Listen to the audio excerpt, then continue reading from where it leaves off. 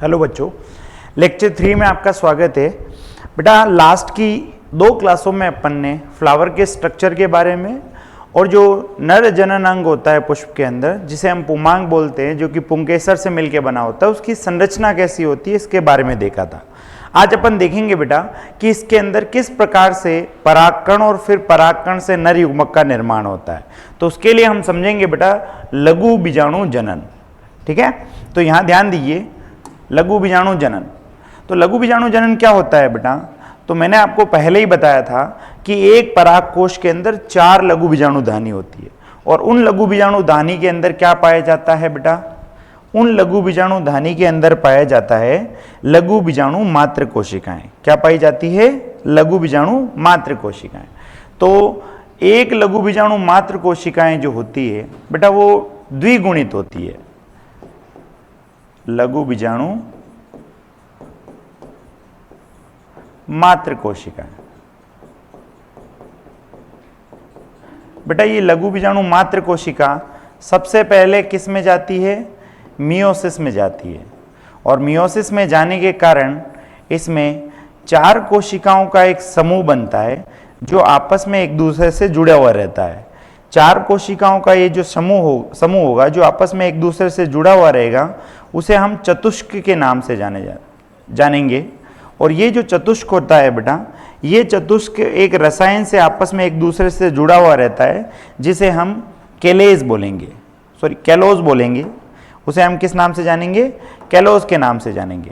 तो ये जो आपको पार्ट दिखाई दे रहा है बेटा, ये है कैलोज, और 4 जो कोशिकाएं हैं उनके समूह को आप क्या बोलोगे? चतुष्क।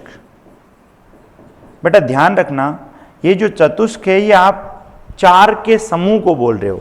अगर एक की बात की जाएगी तो एक को आप किस नाम से जानोगे? लघु बीजाणु के नाम से जानोगे। एक को आप किस नाम से जानोगे? लघु बीजाणु के नाम से जानो। तो क्या होता है बेटा, जो पराग कोश होता है उसकी लघु बीजाणु धानी में जितनी भी लघु बीजाणु मात्र कोशिकाएं हैं बेटा, वो मियोसिस में जाती है और उससे 4 लघु बीजाणु का निर्माण करती है। तो लघु बीजाणु मात्र कोशिका से लघु बीजाणु का निर्माण होना क्या कहलाता है बेटा? लघु बीजाणु मात्र कोशिका से लघु बीजाणु का निर्माण होना क्या कहलाता है? लघु बीजाणु जनन कहलाता है। लघु बीजाणु मात्र कोशिका से लघु बीजाणु बनना क्या कहलाता है? लघु बीजाणु जनन।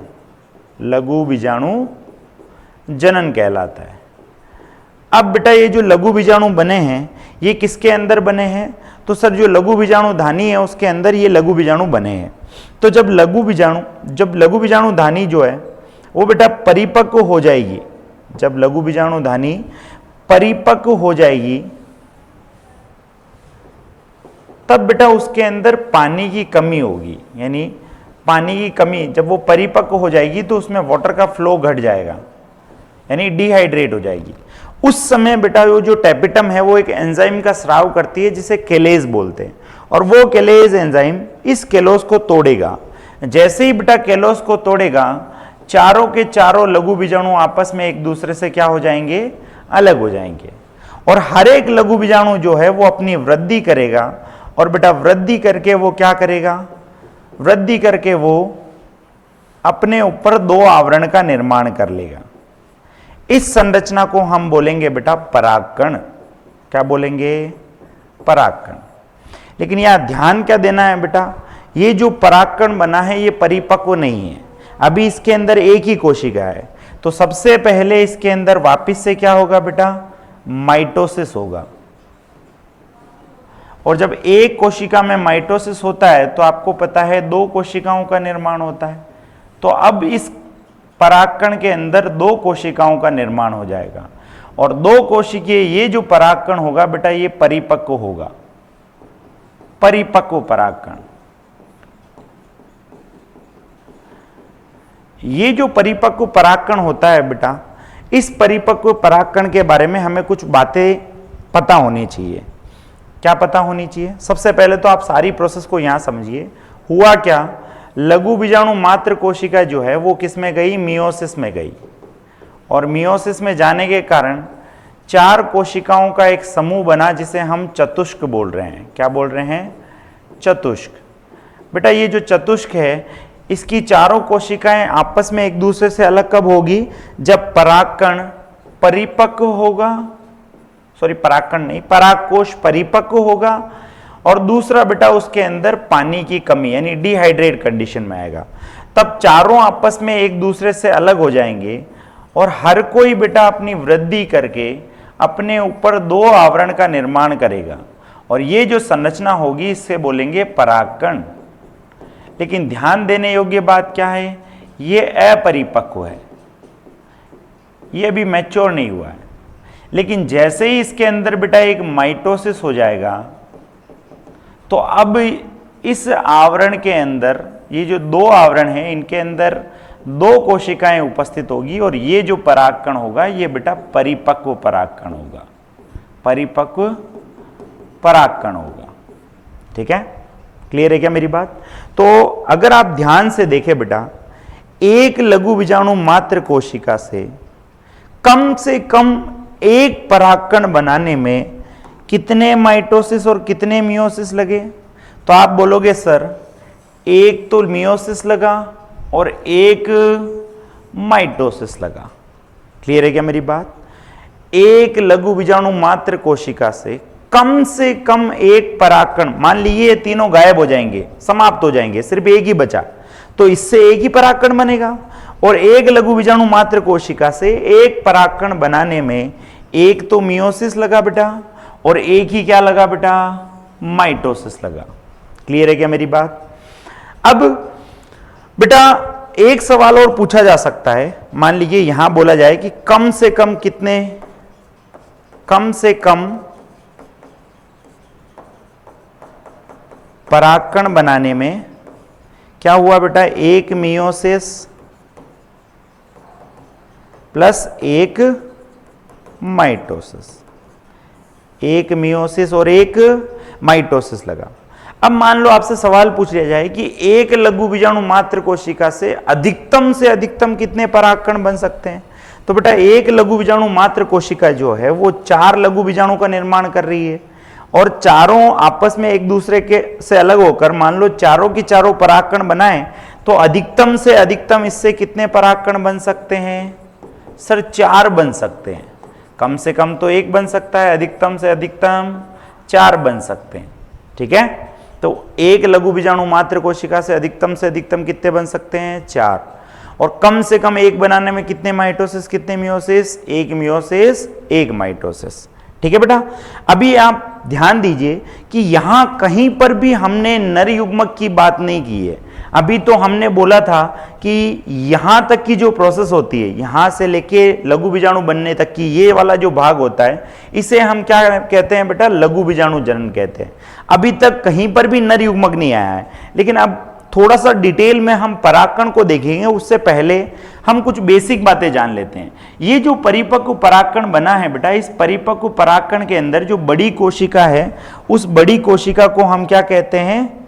उस बड़ी कोशिका को हम कहते हैं बेटा कायिक कोशिका, कायिक कोशिका।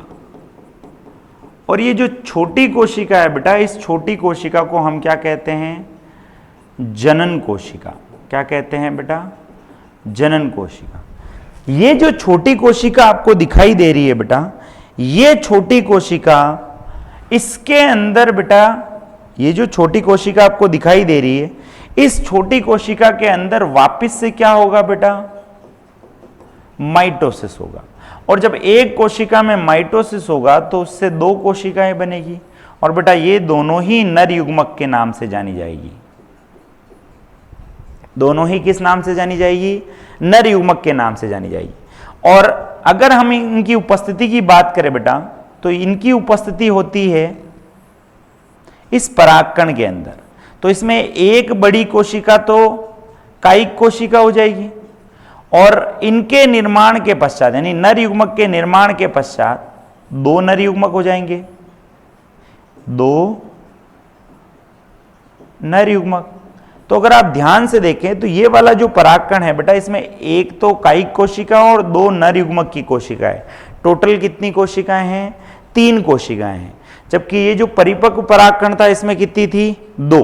ठीक है। अब कई बार लोग ऐसे बोलते हैं कि परिपक्व परागकण में 3 कोशिकाएं होती है, जबकि मैं ऐसा मानता हूं कि परिपक्व गैमेटोफाइट, जो मैच्योर गैमेटोफाइट है एंजियोस्पर्म के अंदर बेटा, उसके अंदर 3 कोशिकाएं होती है।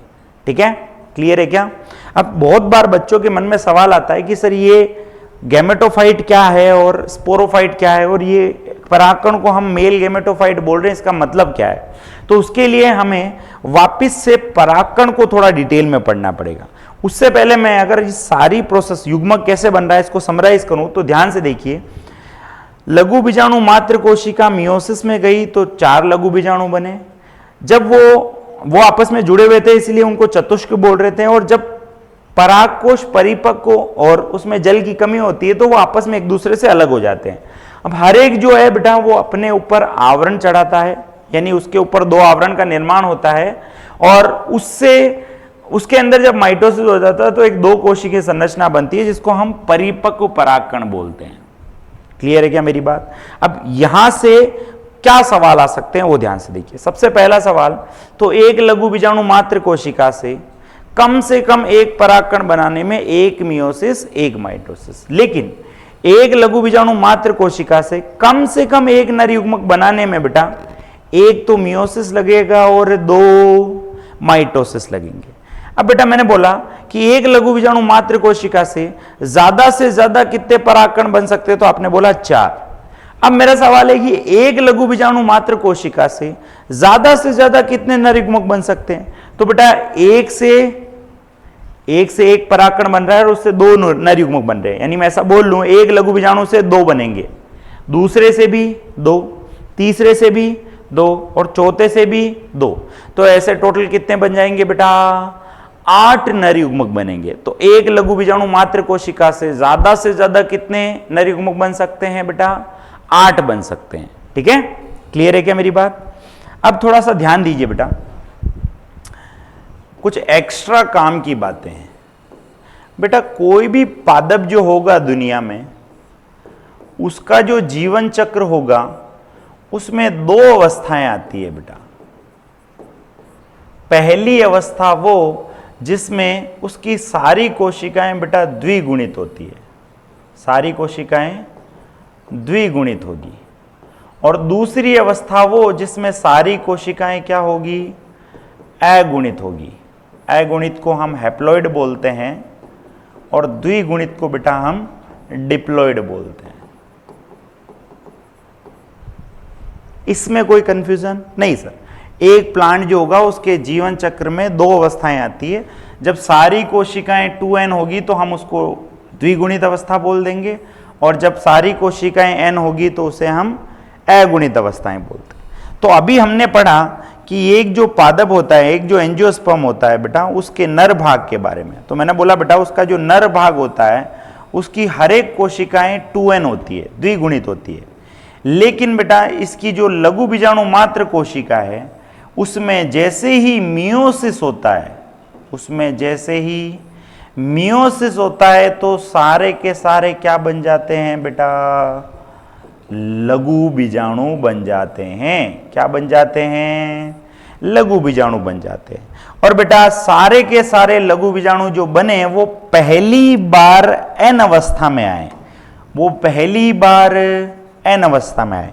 इसका मतलब सर यहां तक जो अवस्था चल रही थी वो तो द्विगुणित थी, और बेटा पादप में जो द्विगुणित अवस्था होती है जिसमें सारी कोशिकाएं 2n होती है, उस द्विगुणित अवस्था को अपन किस नाम से जानते हैं? स्पोरोफाइट। किस नाम से जानते हैं? स्पोरोफाइट। और बेटा जैसे ही n अवस्था आएगी उसको हम क्या बोलेंगे? गैमेटोफाइट। इसका मतलब सर यहां तक जो कोशिकाएं थी वो सारी की सारी किसका भाग थी? स्पोरोफाइट का भाग थी। लेकिन पहली बार लघु बीजाणु मात्र कोशिका के अंदर मियोसिस होने के कारण जो लघु बीजाणु बने वो n अवस्था में आए। इसका मतलब यहां से कौन सी अवस्था चालू हो गई बेटा? गैमेटोफाइट अवस्था चालू हो गई। कौन सी अवस्था चालू हो गई? गैमेटोफाइट। अब बेटा ये जो n वाली कोशिका है इसके ऊपर 2 का आवरण आया और ये अपरिपक्व परागकण कहलाने लग गई। फिर बेटा इसमें माइटोसिस हुआ, तो माइटोसिस होने के कारण इसमें 2 कोशिकाएं बनी। ध्यान देने योग्य बात क्या है बेटा, यहां सब जगह एन अवस्था ही आ रही है, यानी अगुणित अवस्था ही आ रही है। तो ये भी गैमेटोफाइट है, ये भी गैमेटोफाइट है और ये भी गैमेटोफाइट है। तो बेटा हमने कहा कि परागकण को हम मेल गैमेटोफाइट, नर गैमेटोफाइट बोलते हैं, क्योंकि ये वाला जो परागकण है ये सिर्फ नर में देखने को मिल रहा है। और किसका भाग है बेटा, किस अवस्था का भाग है, गैमेटोफाइट अवस्था का। इसीलिए परागकण को हम क्या कहते हैं बेटा, मेल गैमेटोफाइट। ठीक है। अब बेटा अगर इसकी जनन कोशिका में माइटोसिस हो जाएगा तो बेटा 3 कोशिकीय संरचना बनेगी, जिसमें 2 नर युग्मक और 1 कायिक कोशिका होगी। ये 3 कोशिकाएं होगी और बेटा 3 कोशिका वाला ये जो स्ट्रक्चर होगा बेटा, ये एंजियोस्पर्म में गैमेटोफाइट की या एंजियोस्पर्म में मेल के अंदर गैमेटोफाइट की सबसे बड़ी अवस्था होगी। इससे बड़ी अवस्था एग्जिस्ट नहीं करती। तो सवाल पूछ सकता है कि वो संरचना कौन सी है जहां सबसे पहली बार गैमेटोफाइट अवस्था आती है। तो आंसर क्या आ जाएगा बेटा, लघु बीजाणु। लेकिन दूसरा ऐसा पूछ ले, नर के अंदर या नर एंजियोस्पर्म के अंदर गैमेटोफाइट की सबसे परिपक्व अवस्था में कितनी कोशिकाएं देखने को मिलती है। तो आंसर कितना आएगा बेटा, 3 कोशिका। आंसर कितना आएगा, 3 कोशिका। बेटा मेल के अंदर गैमेटोफाइट की ज्यादा से ज्यादा 3 कोशिका ही देखने को मिल सकती है, इससे ज्यादा देखने को नहीं मिलेगी हमें। ठीक है, क्लियर है क्या मेरी बात? ठीक है सर, इतना समझ में आया।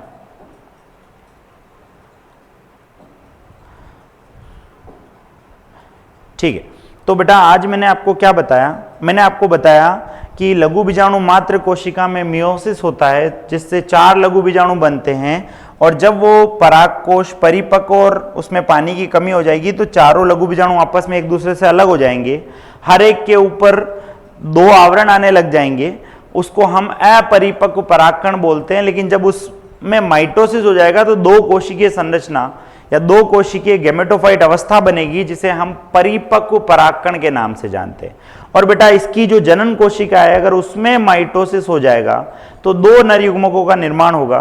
तो 2 नर युग्मक ये और 1 कायिक कोशिका, ये एक 3 कोशिकीय गैमेटोफाइट अवस्था होगी जो मेल के अंदर सबसे बड़ी है। तो नर भाग के अंदर सबसे बड़ी गैमेटोफाइट अवस्था एंजियोस्पर्म में कितनी कोशिकीय हो सकती है, 3 कोशिकीय हो सकती है। अब बेटा ये जो परागकण है, हमें थोड़ा सा इसके बारे में डिटेल से पढ़ना पड़ेगा। तो बेटा एक जो परागकण होता है, उस परागकण में क्या क्या चीजें हमें देखने को मिलती है, आइए थोड़ा सा उसके बारे में देख लेते हैं। तो सबसे पहले हमें परागकण के अंदर, पहली बात परागकण, बेटा परागकण क्या है, तो सर गैमेटोफाइट है, क्योंकि इसकी सारी कोशिकाएं क्या है, एन अवस्था वाली है। और एन अवस्था वाले या एन संरचना वाले अगुणित संरचना को देखते ही हम बोल देंगे गैमेटोफाइट है। बेटा परागकण किसमें बन रहे हैं, मेल के अंदर बन रहे हैं, तो हम बोलेंगे नर गैमेटोफाइट है। ठीक है, अब बात करते हैं इसके आवरण की। तो परागकण जो होता है बेटा, उसमें 2 आवरण पाए जाते हैं। सबसे बाहर बाह्य चोल और उसके अंदर अंत्य चोल। बेटा ये जो बाह्य चोल है, इस बाह्य चोल को आप इंग्लिश में एक्साइन बोलते हो और अंत्य चोल को इंटाइन बोलते हो, इंटाइन। ठीक है, अब हम हल्का बुल्का इनके बीच में अंतर देखें, उससे पहले मैं आपको थोड़ा सा अच्छे से डायग्राम बता देता हूं बेटा। ध्यान दीजिए।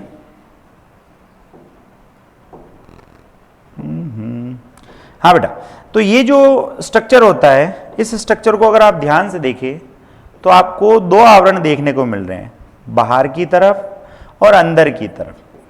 बेटा ये बाहर की तरफ जो आवरण होता है, ये कुछ उबड़ खाबड़ सा ऐसा होता है, इस तरीके से। मैंने अभी प्लेन बनाया है, लेकिन प्लेन होता नहीं है, कुछ उबड़ खाबड़ सा होता है। ये बाहर वाला जो आवरण होता है बेटा, इसको हम क्या बोलते हैं, इसको हम बाह्य चोल बोलते हैं। क्या बोलते हैं, बाह्य चोल। और इसके अंदर वाला जो होता है बेटा उसको हम किस नाम से जानते हैं? अंत्यचोल के नाम से। बेटा ये जो बाह्य चोल होता है, इस बाह्य चोल का निर्माण जो होता है वो, इसका निर्माण जो है बेटा दुनिया के सबसे कठोर कार्बनिक पदार्थ स्पोरोपोलेनिन से होता है, स्पोरोपोलेनिन। और वहीं अब थोड़ा सा पहले बाह्य चोल के बारे में देखते हैं। तो बेटा बाह्य चोल जो है उसका निर्माण दुनिया के सबसे कठोर पदार्थ स्पोरोपोलेनिन से होता है। बेटा ये जो स्पोरोपोलेनिन होता है इसके बारे में एनसीईआरटी कुछ बातें बोलती है। क्या बातें बोलती है? तो सबसे पहला तो बोलती है कि अधिक तापमान या अधिक टेम्परेचर इसका कुछ नहीं बिगाड़ सकता है। दूसरा बेटा क्षारीय यानी बेसिक वातावरण और अम्लीय वातावरण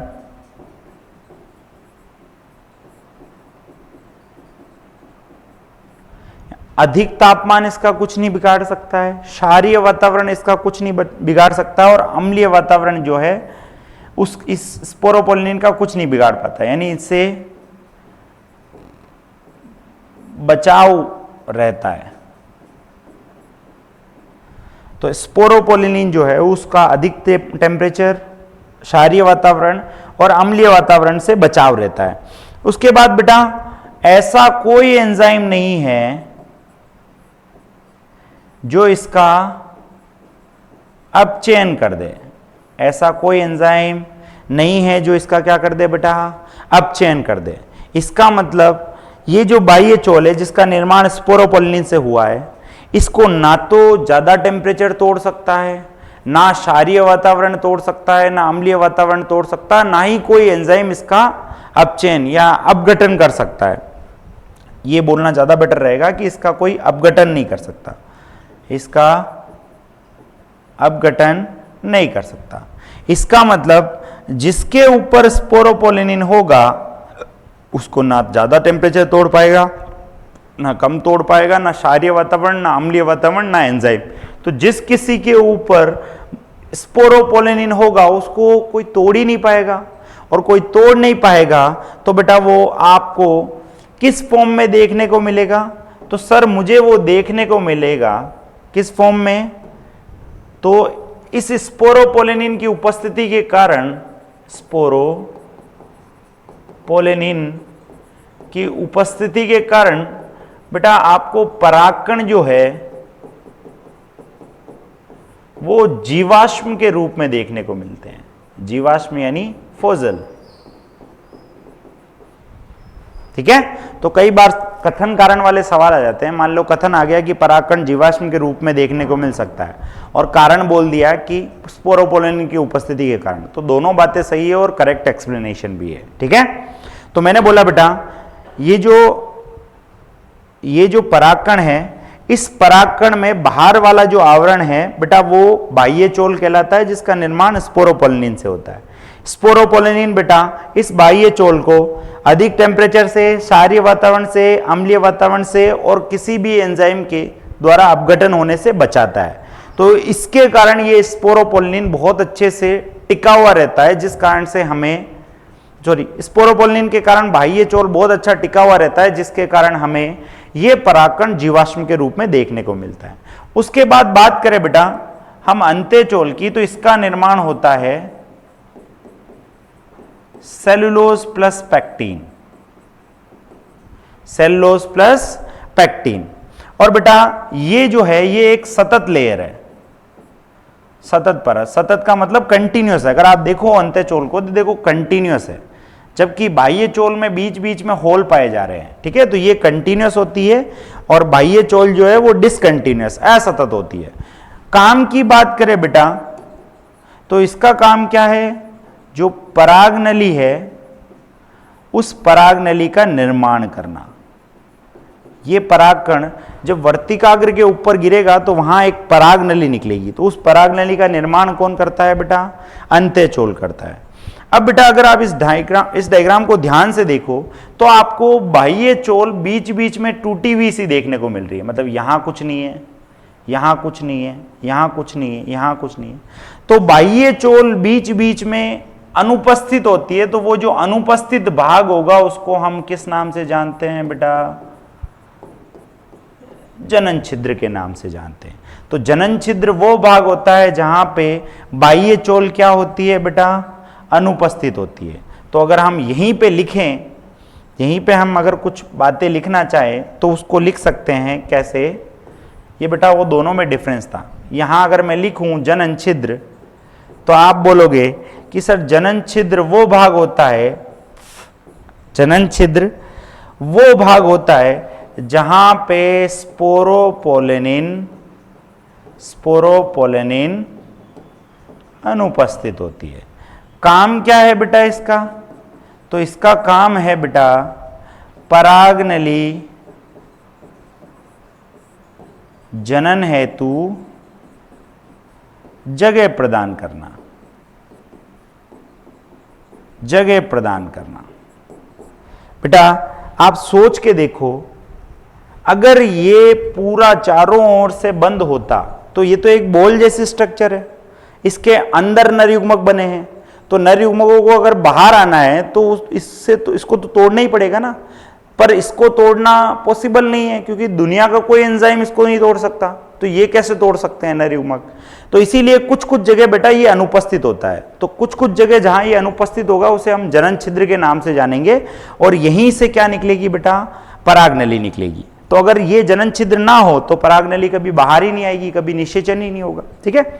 फिर उसके बाद अगर हम ध्यान से देखें तो बाह्य चोल दिखाई दिया, अंत्य चोल दिखाई दिया, और अंदर दो कोशिकाएं होती है। बेटा एक बड़ी कोशिका होती है, उस बड़ी कोशिका को हम कायिक कोशिका के नाम से जानते हैं। ये बड़ी कोशिका है, इसको कायिक कोशिका के नाम से। तो आपको ये दिखाई दे रही है कायिक कोशिका की कोशिका झिल्ली, और इस कायिक कोशिका के कोशिका द्रव में एक छोटी सी कोशिका तैरती रहती है। उस छोटी सी कोशिका को हम बोलते हैं बेटा जनन कोशिका। क्या बोलते हैं? जनन कोशिका। तो ये है जनन कोशिका, और बेटा ये है कायिक कोशिका। तो हमने आवरण के बारे में पढ़ लिया कि बाह्य चोल क्या होता है, अंत्य चोल क्या होता है। अब इसके अंदर दो कोशिकाएं देखने को मिलती है, आइए थोड़ा उनके बारे में पढ़ते हैं। तो इसी पॉइंट यहीं से स्टार्ट करते हैं कि जो परागकण होता है उस परागकण में दो कोशिका देखने को मिलती है। कौन कौन सी सर? तो अगर हम इसको यहां पे देखें बेटा, तो एक कोशिका होती है कायिक और दूसरी होती है जनन। इस कायिक को हम बोलते हैं वेजिटेटिव सेल और जनन को हम बोलते हैं जनरेटिव सेल। बेटा सबसे पहला पॉइंट, तो ये जनन कोशिका जो होती है ये तैरती रहती है किसमें? कायिक कोशिका के कोशिका द्रव में। कायिक कोशिका के कोशिका द्रव में बेटा ये तैरती रहती है। इसकी बात करें हम तो ये आकार में बड़ी होती है, आकार में बड़ी होती है। केंद्रक की बात करें बेटा तो इसका केंद्रक बड़ा व इर्रेगुलर, अनिश्चित होता है, इर्रेगुलर होता है। बेटा इसका जो केंद्रक होता है वो छोटा होता है। ठीक। काम की बात करें बेटा तो ये जो है ये क्या करती है? परागनली वृद्धि में सहायक है। और बेटा ये जो होती है ये बेटा विभाजन कर किसका निर्माण करती है? नर युग्मक का। विभाजन करके नर युग्मक का निर्माण करती है। ठीक है। तो अगर आप यहां ध्यान से देखें तो हुआ क्या, एक लघु बीजाणु मात्र कोशिका में मियोसिस हुआ और बेटा मियोसिस होने के कारण 4 लघु बीजाणु बने और 4 में से हर एक जो है वो माइटोसिस करके बेटा एक क्या बना लेता है, परागकण बना लेता है। और इस परागकण में जो छोटी कोशिका है बेटा उसमें अगर माइटोसिस हो गया तो आपको 3 कोशिकीय गैमेटोफाइट देखने को मिलेगा, जिसमें एक बड़ी कायिक कोशिका और 2 नरयुग्मक। बेटा इस वाले परागकण को हम 2 कोशिकीय परागकण बोलते हैं, 2 कोशिकीय परागकण, और इस वाले को हम 3 कोशिकीय परागकण बोलते हैं। तो ध्यान दीजिए बेटा, एनसीईआरटी एक बात बोलती है, क्या बात बोलती है? एनसीईआरटी एक बात बोलती है कि ये जो परागकोश है, इस परागकोश से वर्तिकाग्र के ऊपर जो परागण होता है, यानी परागकण जो है बेटा वो यहां से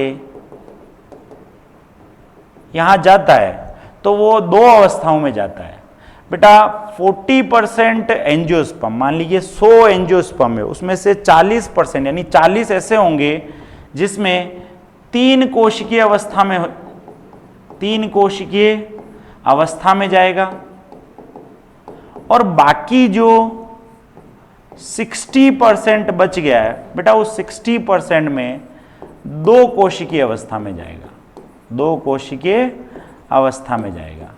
तो ध्यान दीजिए, यहां से परागकण वर्तिकाग्र के ऊपर जा रहा है तो बेटा 40% एंजियोस्पर्म ऐसे होंगे जिनके अंदर ये 3 कोशिकीय अवस्था में जाएगा, और 60% ऐसे होंगे जिसमें इस कोशिकीय अवस्था में जाएगा, 2 कोशिकीय। इसका मतलब यह है कि सर 60% में जब वो वर्तिकाग्र के ऊपर गिरेगा उसके बाद उसकी जनन कोशिका में माइटोसिस होगा, और 40% जो होंगे बेटा वो 40% ऐसे होंगे जिनमें पहले ही जनन कोशिका में माइटोसिस हो चुका होगा, उसके बाद वो वर्तिकाग्र पे गिरेगा। क्लियर है क्या मेरी बात? ठीक है। अब अगले लेक्चर में बेटा हम कुछ और बेसिक बातें पढ़ेंगे परागकण के बारे में, या परागकण से रिलेटेड जो एनसीईआरटी बोलती है, और दूसरा बेटा हम कुछ सवाल करेंगे कि परागकण की संख्या को हम कैसे निकालें। अगर हमें किसी परागकोश के अंदर लघु बीजाणु मात्र कोशिकाएं दे रखी है तो हम किस प्रकार से एक हाइपोथेटिकल क्वेश्चन कर सकते हैं, उसके बारे में अगली क्लास में हम डिटेल से स्टडी करेंगे। ठीक है बेटा? ठीक है, इसको देख लो।